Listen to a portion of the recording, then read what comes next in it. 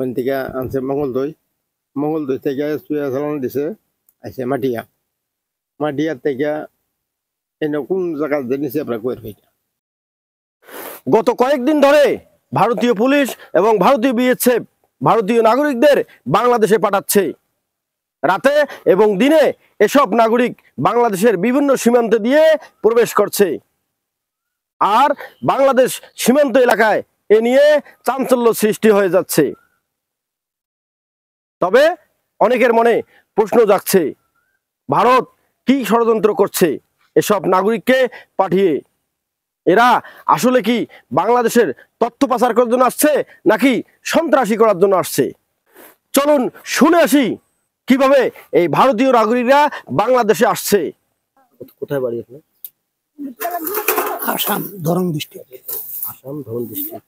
এখন কোথায় আসছে সেটা তো আমি পারি না। আচ্ছা, আপনাদের এইখানে কেন এখন কে নিয়ে আসছে?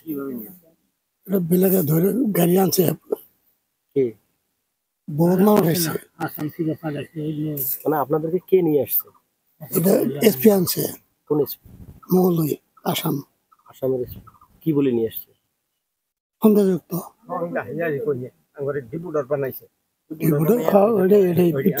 ওনারা বুঝছে সন্দেহযুক্ত মানে ওরা ডিপুটা বানাইছে। নাম কি? শাহমত আলী। কিভাবে আসলেন এখানে বলেন তো? হ্যাঁ না, আমরা ধরে আনছে পুলিশের ব্যক্তিকা। কোন জায়গার পুলিশ? দলগাঁওয়ের। দলগাঁও আসামের। আচ্ছা, আসামের উড়াইয়া আমার বাড়ি থেকে উড়াইয়া দলগাঁও থানা আনছে।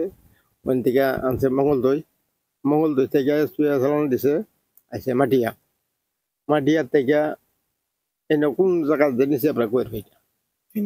আমি চিনি না, রাত করে উড়াই নিছে, আবার রাত করে ওইখান থেকে রাত করে আনছে। আপনাদের কেন ধরে নিয়ে এসছে ভাই? ডিপুটার বানাইছে ডিপুটার। গত কয়েকদিন ধরে ভারতীয় নাগরিকদের বাংলাদেশে পাঠিয়ে দিচ্ছে ভারতীয় পুলিশ এবং বিএসএফ। বিভিন্ন সীমান্ত দিয়ে এসব নাগরিক বাংলাদেশে প্রবেশ করছে। তবে তারা কেন আসছে, তাদের কাজ কি, তা জানার চেষ্টা করেছি আমরা।